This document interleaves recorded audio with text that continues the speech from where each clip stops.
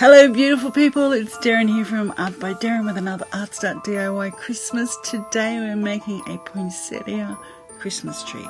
So I've got one of these Christmas cones from Spotlight, and I found the cheapest way to buy the poinsettias was to buy 2 of the garlands from Spotlight. So I'm going to start by painting the cone, which is in black gesso.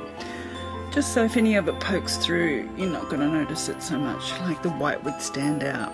Now here I'm grabbing some toothpicks and applying a little bit of hot glue and popping that in the stem of each of the flowers.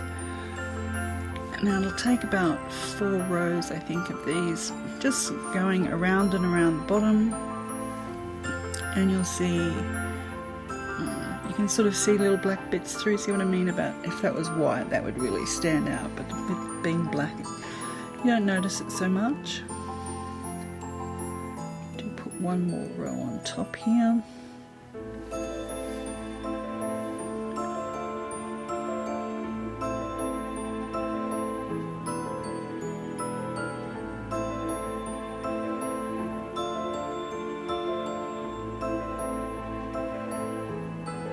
And here I'm using my heat gun because they've been in packaging and things, some of the petals will get all sort of crumbled up and everything. You can actually use your heat gun on them just gently to mould them into different shapes.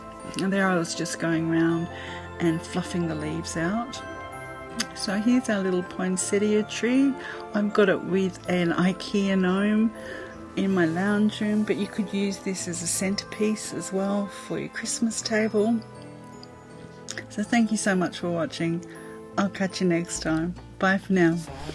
Please like, subscribe and share. Bye now.